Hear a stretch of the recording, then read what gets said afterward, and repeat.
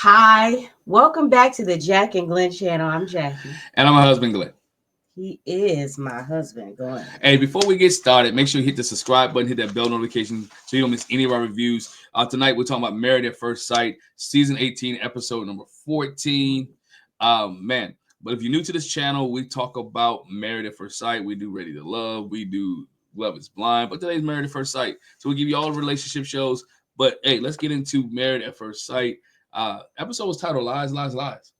And it is. And it is a lot of lies going on in this episode of Married at First Sight. But once again, hit the subscribe button, hit that bell notification. Let's start with Carla E1.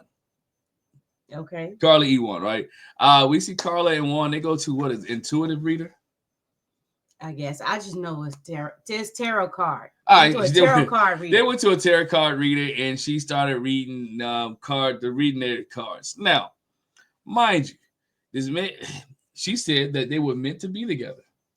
She said that they should be together. They have energy together. And I'm sitting here like, girl, you lying. You know you lying. Because where do you see this at? That man don't like that woman. I don't know about that. I think he likes her. He's just not completely attracted to her, but he likes her. He likes her as a person. She said they're soulmates. They're not soulmates. This bad boy, look, I need somebody lying. No, that's what she read. That's what she read. Okay. So that means they're gonna work out since they soulmates? Because Jasmine and Michael didn't work out. Remember when they went there on their retreat and they were soulmates too, and they only say yes on decision day, then moved to live apart, and it didn't work out. Listen, that's what her card said. Okay. I'm just saying it didn't work out, and I don't know what she's looking at because what we've seen this season, what I've seen this season, does not seem like Juan is in love with Carla. But it really should work. It really should work. It really should work. But he keeps getting on this.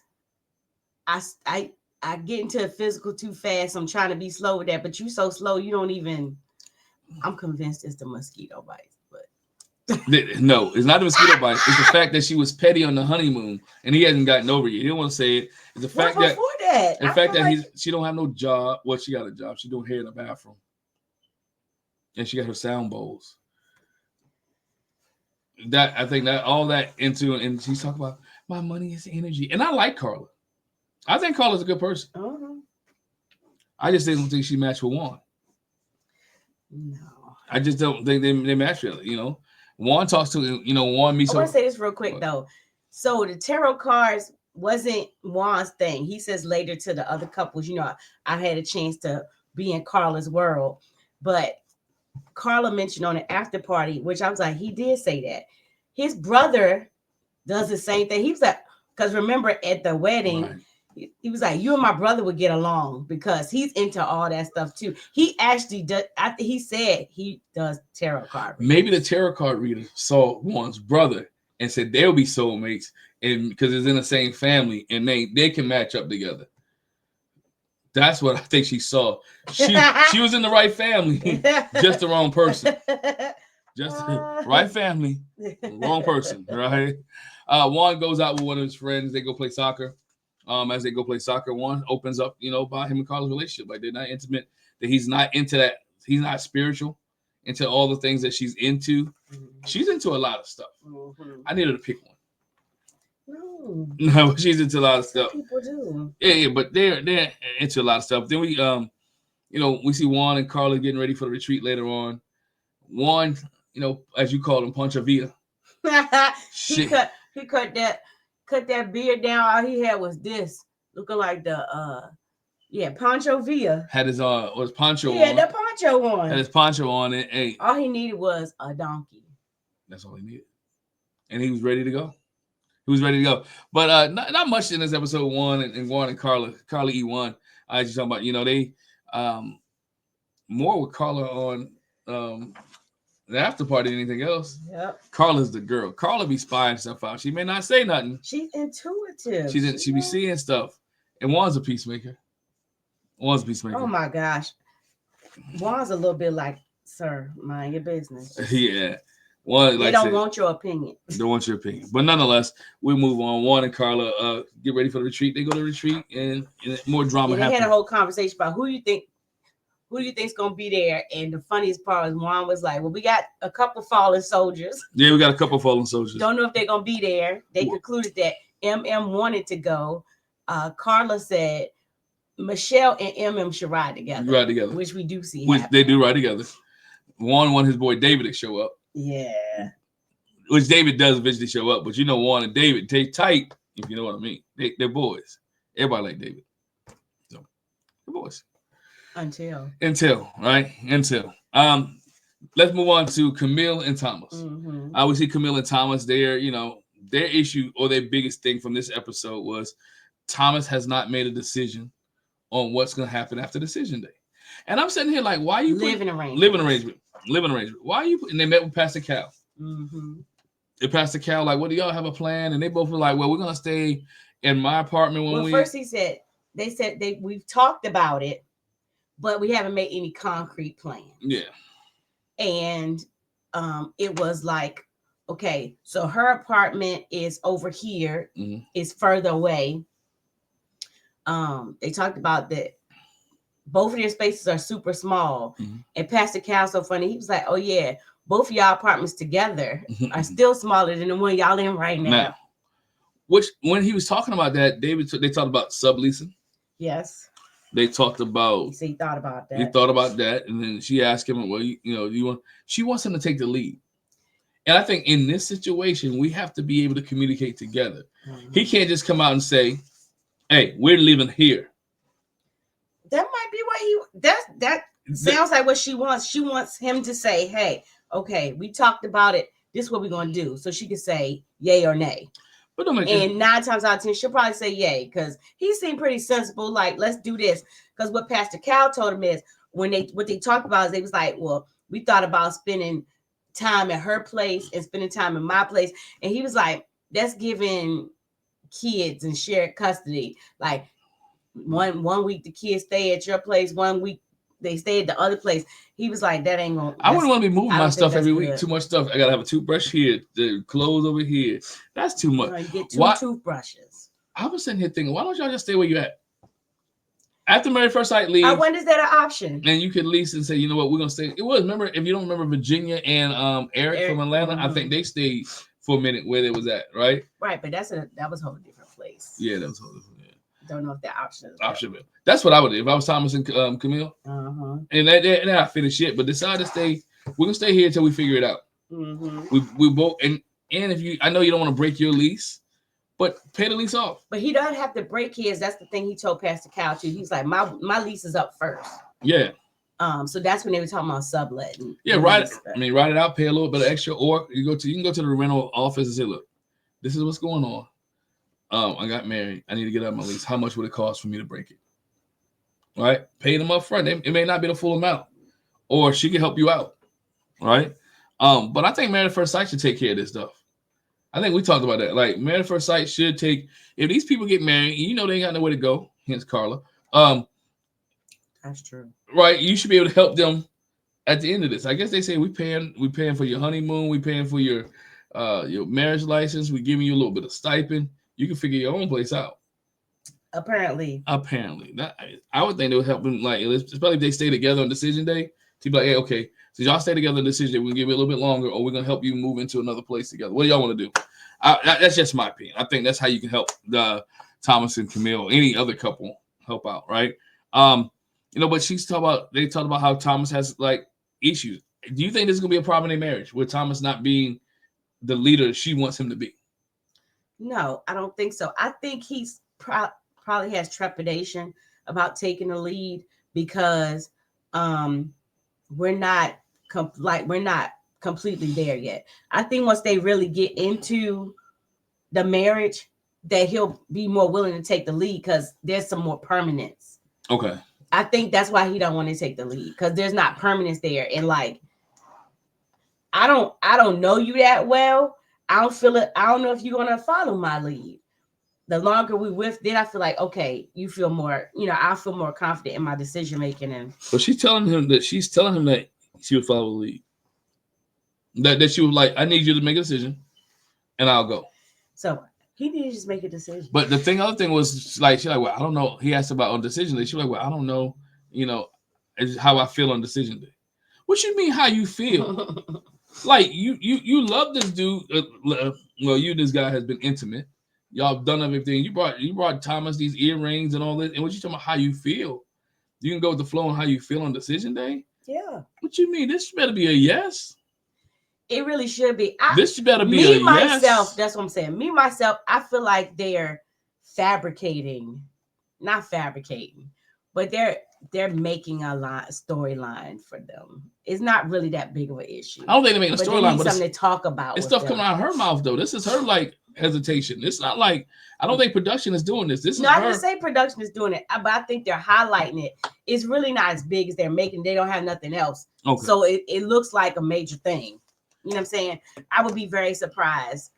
Oh, that's what she talked about too. Is like, my decision day is based on, okay, am I thinking in the long term or am I thinking, he said, like, would you have to be in love to say yes on decision day? And she was like, no, my thinking is, okay, is this a long lasting thing? Or also am I looking at it like we need more time with each other after the cameras are gone to decide, do I want to make this a long-term thing? And we always talk about that. I think if you halfway on the fence, and you should always say yes. Yeah. To do this thing when the cameras are gone. When they're not forcing you to talk. When they're not forcing you to go out. When you just like this, you're back to your everyday life. It is not that I got to rush home because we got to film at 10 o'clock at night. Or, it's like my everyday smooth. If you're on that fence, if you halfway say, I think they should say yes. But we'll move. That's it with Thomas and Camille until we get to the retreat, where, a lot of questions happen on the retreat. A lot of things happen. Let's go to Madison and Allen. Now, they start having this discussion. But Madison coming home at 3 o'clock in the morning. They were talking to Dr. P. Talking a bit with Dr. P, and Allen was like, yo, she's coming home all hours of the night. And Dr. P said, are you day after day. Day after day. She's like, are you doing it? Nah, maybe once or twice. Well, they show film. Messy producers, messy cameramen, messy. Well, this is the camera in the apartment, so it's not. She should know. And they showed her 3 days ago. 2 days ago. 1 day ago.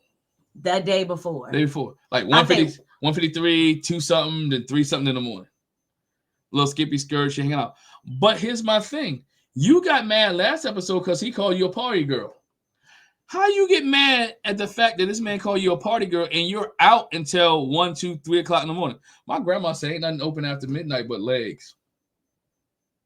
That's what she said. That's what she said. That's what she said. David, are legs open? Madison, are legs open?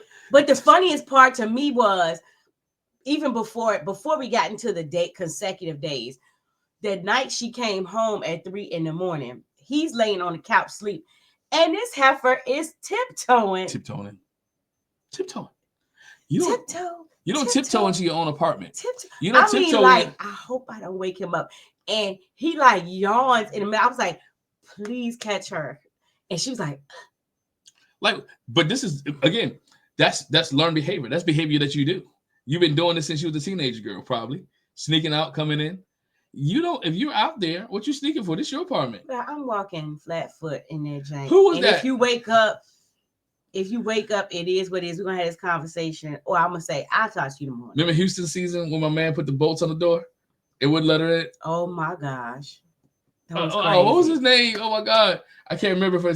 Y'all in the chat just from I can't remember. I can't remember the name. Let me know the chat. I do remember from Houston season, he locked the door and she couldn't get in. And then she couldn't reach anybody else because she left. Was it the Hispanic couple? Yeah. Her name was Rachel. Yeah, Rachel. Who was Rachel with? I can't remember. Yeah, Rachel and whatever her husband was his name. Yeah. But lock the door, Alan. If you have a problem with her being out that late and she's sneaking in, lock the door. I'm sure the door was locked. No. You know that little top lock? I don't know. The little top thing you put on there the door with that little chain where you got to go up in there and you try to put the chain on the door. And my man sleep on the couch. Like he's been up waiting for her. He definitely was. You on the couch waiting for her and she doesn't come home.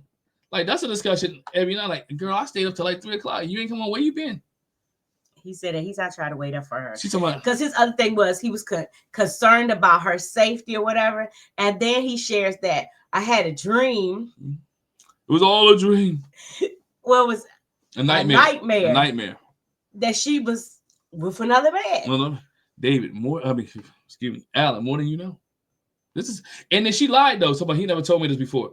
Girl, you know you lying. You know you lying. He told you in the gym. Unless these scenes are out of order, he told you in the gym. Yeah. That, and you were like, oh, for real? And you blew it off. See, Madison be lying. Madison be lying, or she be selectively forgetting. And selectively forgetting. I think she don't be listening. That too. She don't be listening. But he told you about this. And you act like, oh, no, it didn't happen. Because that dude is feeling some type of, he feeling something. Now, mind, she said she was out 3 o'clock in the morning eating tacos. You know who else like tacos? Who else was getting tacos 3 o'clock in the morning on the honeymoon? David. David was getting tacos 3 o'clock in the morning on the honeymoon. Go back. I wish I had to pull the clip up. But I think we had to put it in perspective. Maybe she's like calling herself not a party girl because I don't be out always drinking and stuff. But party girl could be, again, staying out late. Out dancing. And you're out dancing at a club. What kind of friends do you have? They don't tell you to go home to your husband. And that's the thing that Dr. Pia talked to them about is like you gotta switch. You have to make time for your marriage. Yeah. You still living like as a single person, because she said I was single for so long. You gotta have a mind shift. You gotta shift your mindset. It's like, okay, there's somebody else involved in this. I can't do like I used to do when I was single. I have to do different. But you're not going to do different because you don't care about that man. You got to want your marriage in order to do different. If you don't want your marriage, you ain't going to do different. The girl came off the honeymoon and went out with her friends. That's all I say. She didn't even try from the start. You didn't try. And now she's going out on a regular basis. And she try to drag Alan out sometimes. And then think it's cool. It's not for me. It's not for him. So either way, she's a party girl. She's staying out till 3 o'clock in the morning eating tacos. Is she really partying or she's staying in an apartment somewhere else? Or she going to the basement? She might be in the basement. She might be hanging out in the basement. You never know. That's not the name of the club neither, y'all. the basement. Ain't nobody going to that basement. And she might be going to eat tacos. Maybe on his lunch break, because he worked nights. He can get off early.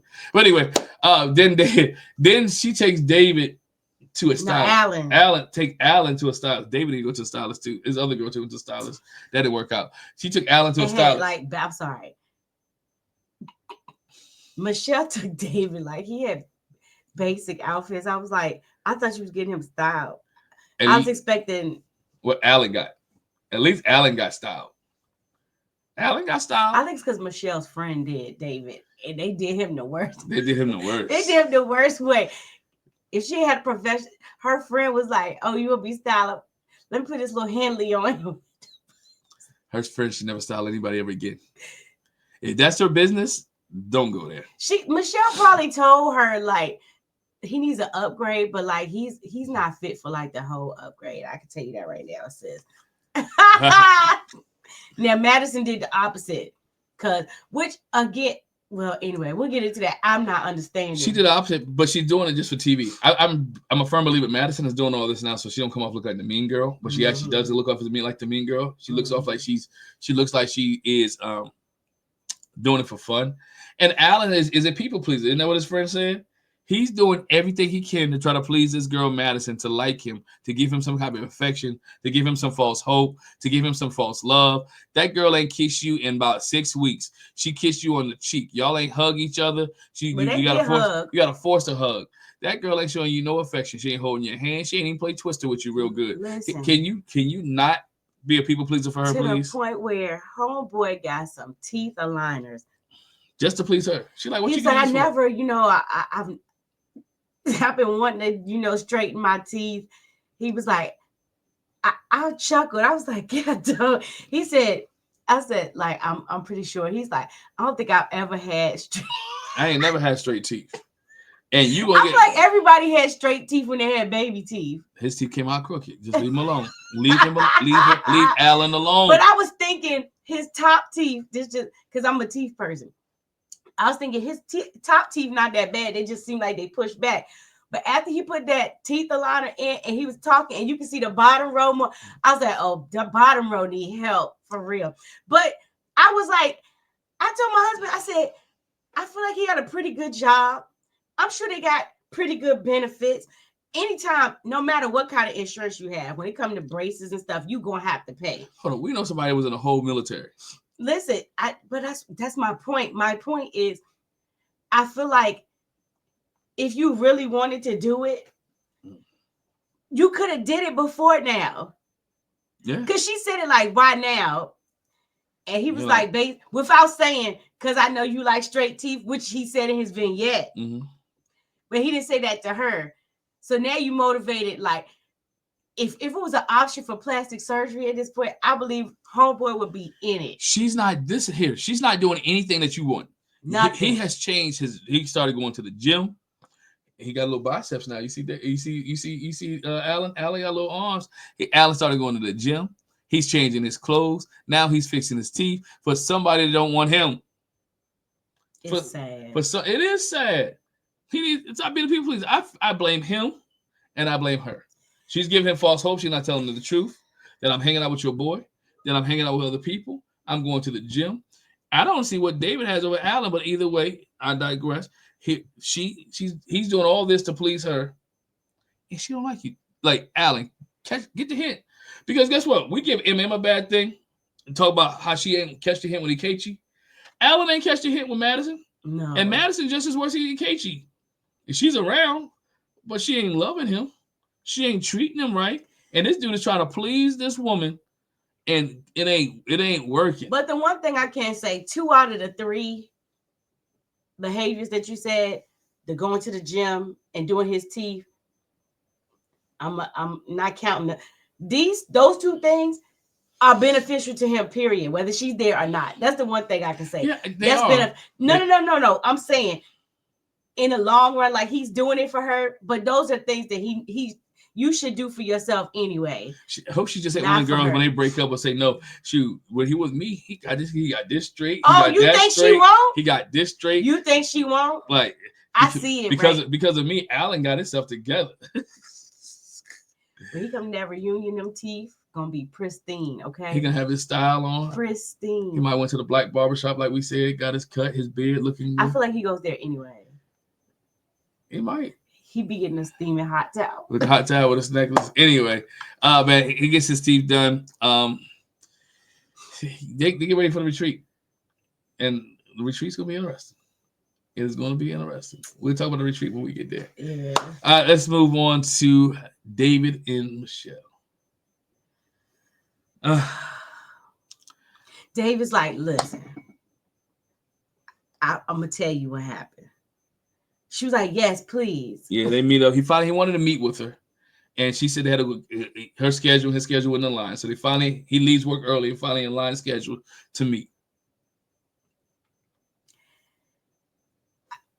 I'm gonna let you get into that because I'll let you get that because I just want to talk about her behavior. I was like, sis. Okay, so they finally get up to meet, and David comes out with another lie. David, he tells the truth. He said, "Yeah, I texted another woman." Michelle said, "I talked to your cousin Denise. Denise said you lied. Yeah, I lied. I know. You talked to Denise. I talked to Denise as well. Look, here's the truth. The truth is, I texted another girl. Her name is Tiffany. Wink, wink. Right? I texted another girl. Her name is Tiffany."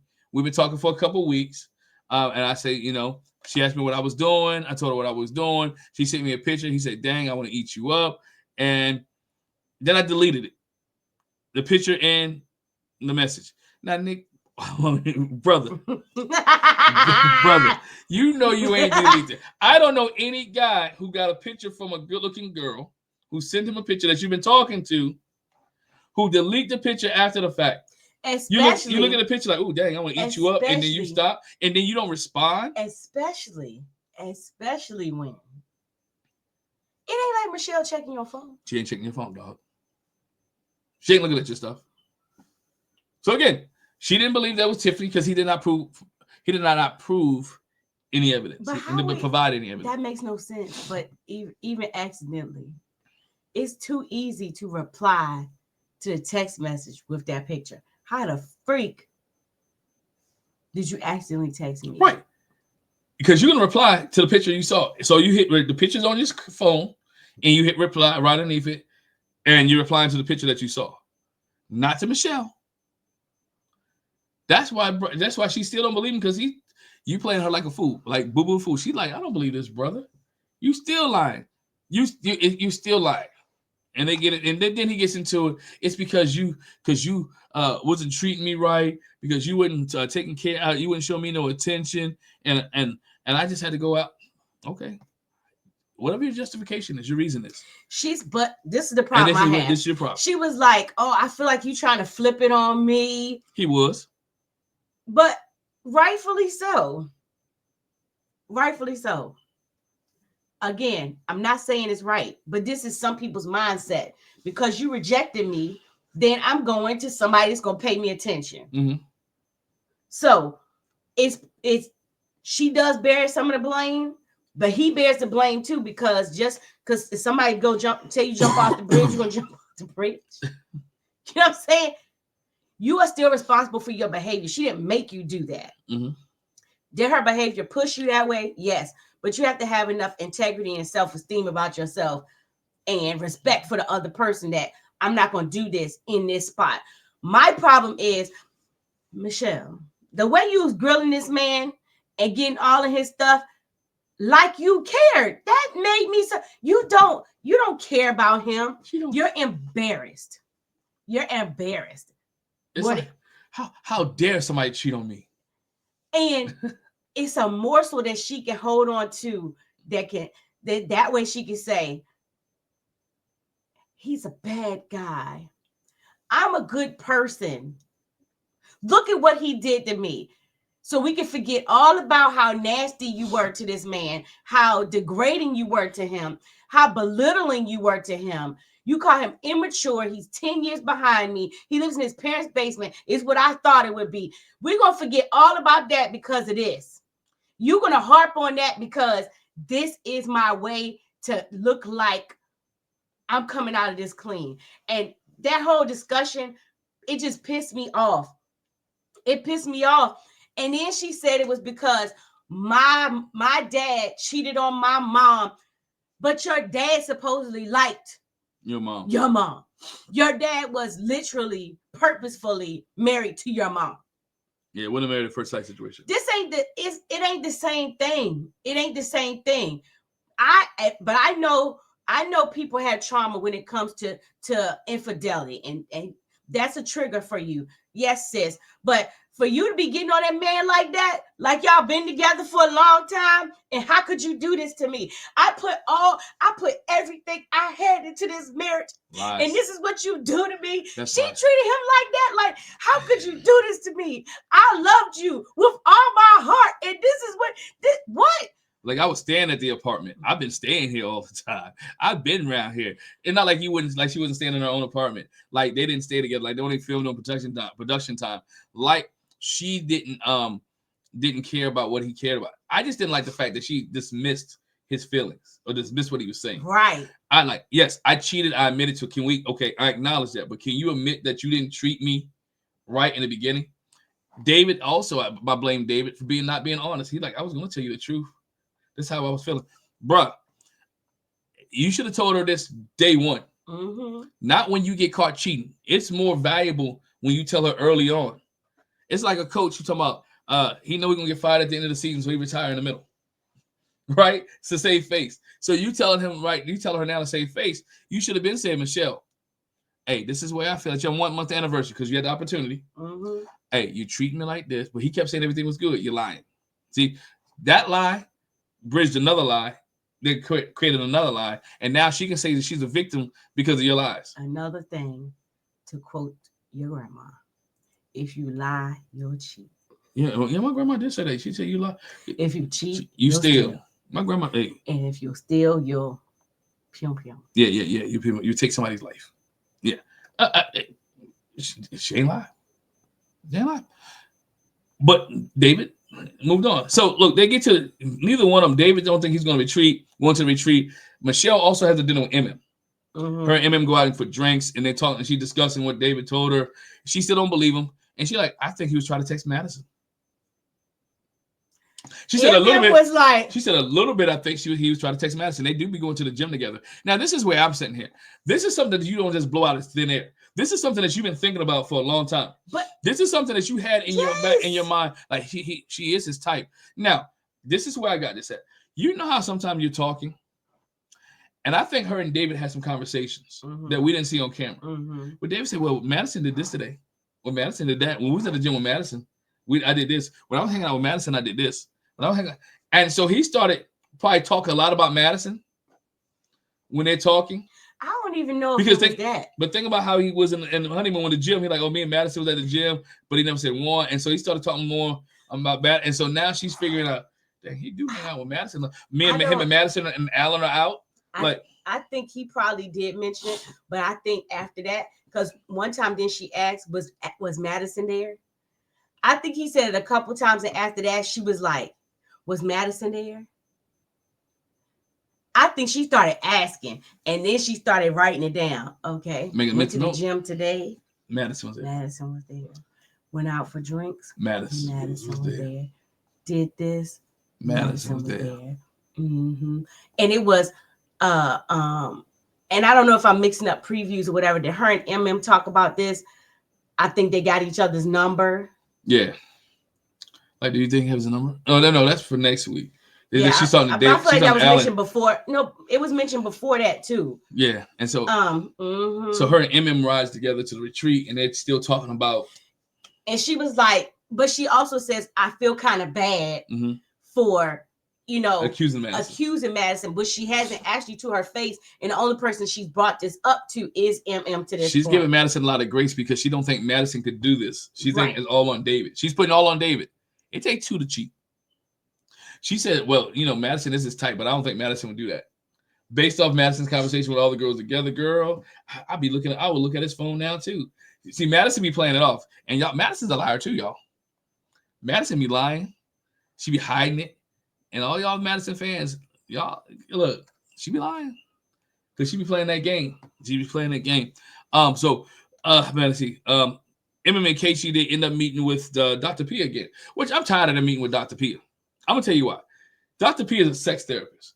These two ain't nowhere close to having sex. These two ain't nowhere close to being intimate with each other. Why they don't meet with Dr. P more? I mean, that's Dr. Pepper. No, Dr. P is a sex therapist. They need to meet with Dr. Pepper or Pastor Cal. They need to meet with Dr. Pepper, period, because Dr. Pepper old school. She be reading this joker. He come back he walks into the room and he don't even speak to her. I mean, he purposely greets Dr. P. Hey, how you doing? Whatever. And then he sits down. Dr. P is like, your wife is right there. You won't go speak. He was like, well, you spoke to me. You didn't speak to her. He was like, because I came into the room and greeted you.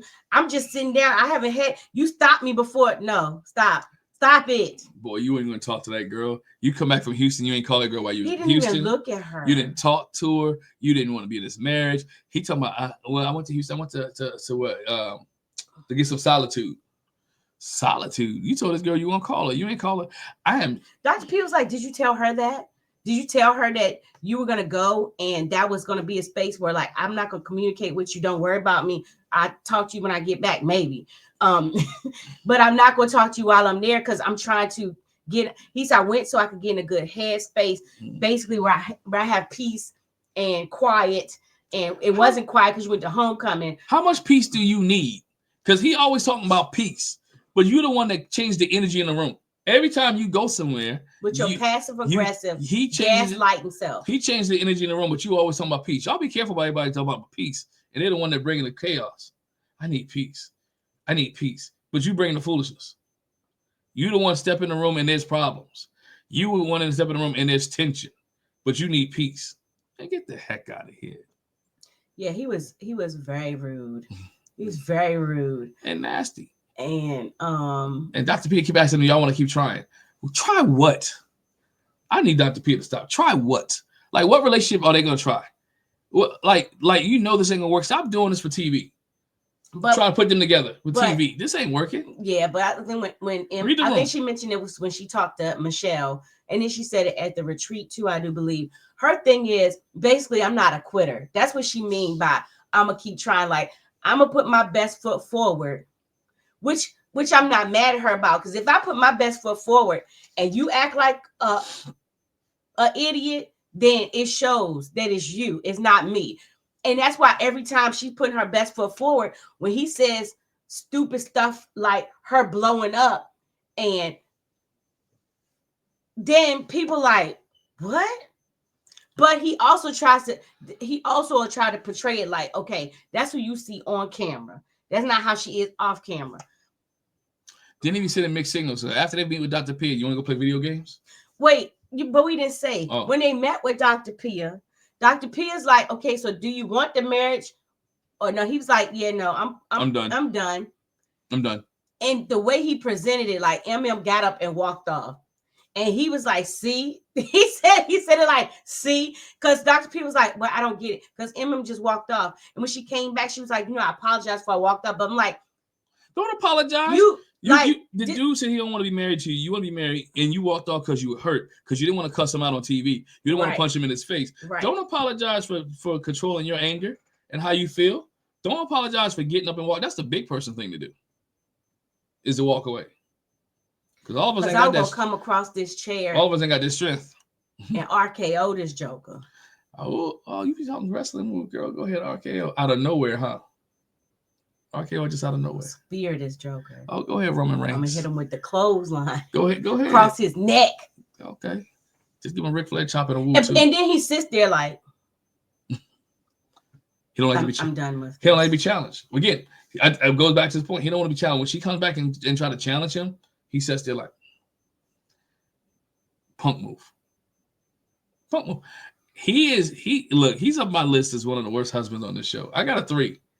Chris, Luke, and Ikechi is on this list. And so, yeah, he's one of the. So then, for the couples retreat, like we said, gotta go back to this because he would go play. Ask to go play video games. I want to touch on that. And she talking about girl. That's what he said. Because what he said was, and Dr. Pia talked to them. It's like, okay, so if y'all are not gonna be married, like, what kind of way do you want to come out of this? And he basically like kind of said it like, well, I still want to be friends type of thing. And so, basically like, I don't want her mad at me because this is what you don't want. You don't want her to get her cousin. So you want to try to smooth it out so her cousin don't meet you at your door. Don't see you on the street. I hope the cousin's on a reunion. Please let the cousin be on the reunion. I know, please. I need the cousin on the reunion. It'll be the first time they had a family member come. And so afterwards, he says, want to go play video games? I'm going to beat your tail. And she's like, yeah. But she said later, it's like, you say this crappy stuff and then you act like you want to be friendly. And then you do something crappy again and then you try to be friendly. And Dr. P said, it was like, this is giving toxic. It is toxic. It's giving toxic relationship. And like, we don't want you to stay in a place of toxicity. Run. But I don't think Dr. P really wants them to stay together. That's not what I'm getting. I think she's really trying to get Ikechi to understand, dude, you're not even trying. This is you. You're not trying. You're the problem. All this over sex. That's not what it is. All this, according to him, is all this because she wanted to have sex and he didn't.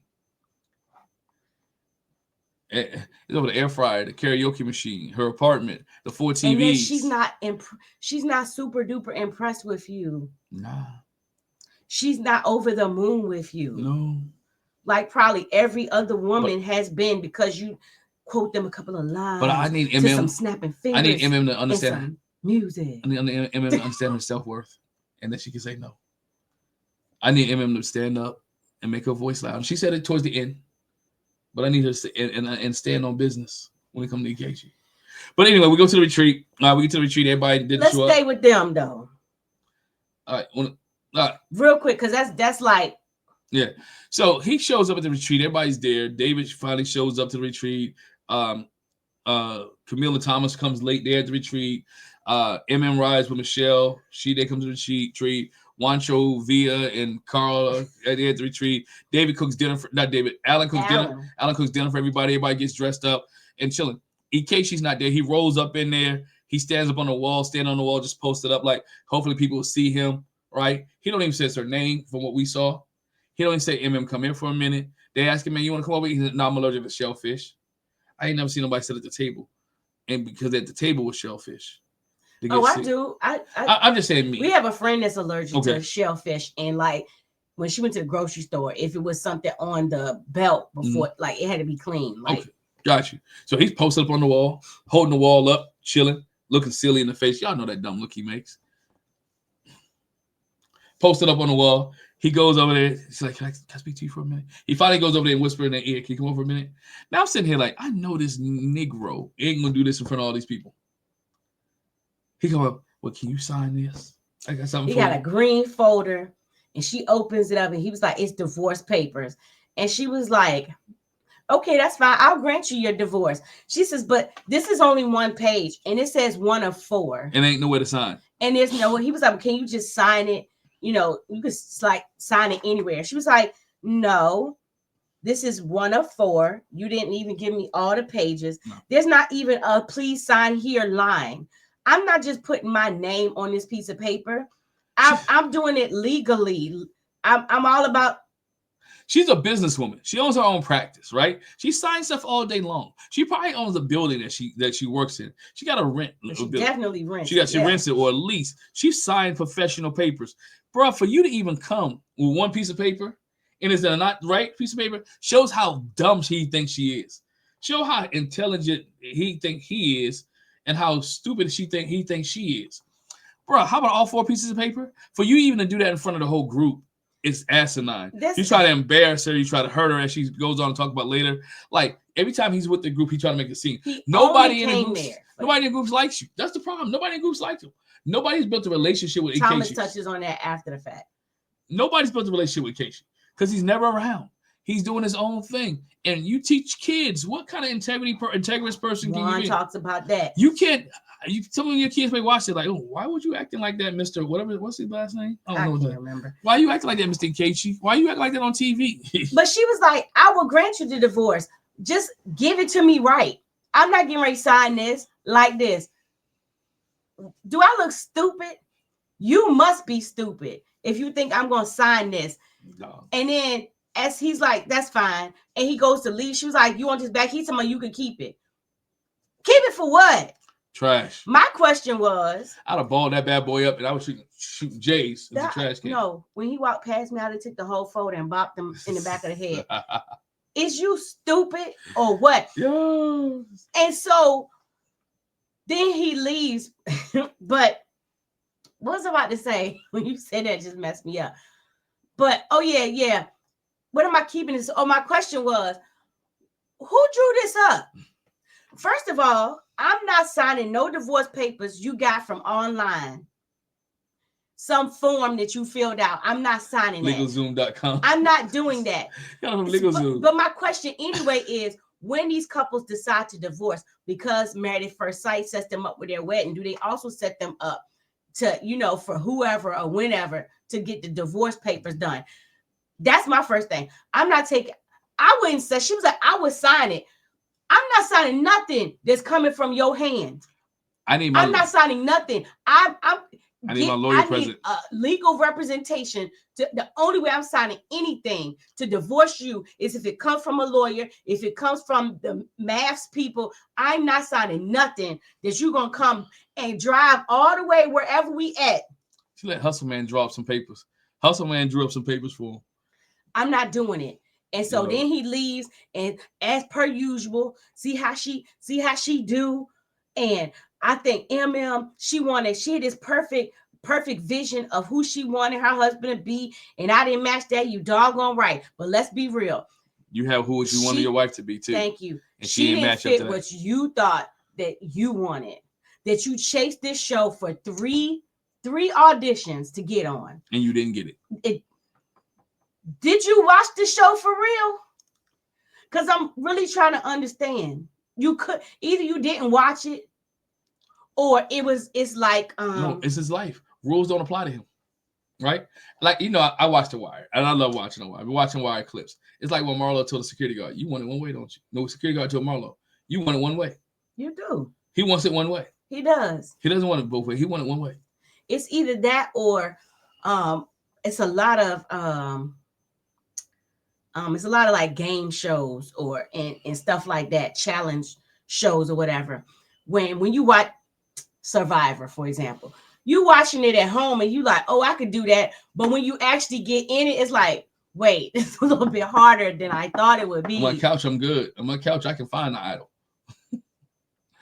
But actually in the woods, it's actually a lot of trees out here. Yeah. So I think maybe that's what it was too. You watched them, was like, I could do that. Mm-hmm. I get along with everybody. I find the sunshine and rainbows in any situation. And then you got thrown in, it was like, no, it didn't work for him. It didn't work for him. And the couples talked about it too. Because MM says, oh, he presented. Well, first of all, they heard it anyway, because it's not like she was quiet. Yeah, like, you trying to hurt me. She said, well, why did he come up here? Because he tried to hurt me. He tried to do it, but you can't hurt me. And my favorite part, like I said, you can't hurt me. And Camille was like, and isn't, and didn't. Her MM and Camille was on they can't, didn't, won't. So not gonna. So then we go into the conversation and we're gonna wrap this bad boy up. And Michelle talking about, hey, let's talk about our relationships. David. No, it was before that. Yeah, like it was before that. So MM shared that. No, it was after EKG. Right, that's what I'm saying. MM shares that, and so then Juan and Carla talk about him coming into her world and doing this thing, and she's very affectionate, and I'm trying to get there. Carla and Juan first. I'm trying to get there or whatever, and so they're like going around the table, and Michelle says, "I think David wants to go next." She put him on blast. I think David wants to go next. What? No, he don't. No, he don't. He don't want to go next. Not at all. But she forces his hand, forces him to say, I was texting somebody else. I was dishonest about it. I had to be straight up, whatever. And no, we're not getting the phone. And I'm not editing this out. Sorry. Nobody ever calls us. Until we so we start doing live. So I'm just going to let it ring. Sorry. It is what it is. Nobody calls us. All right, go ahead. Yes, we still have a landline for people that we don't want to talk to, who that is probably.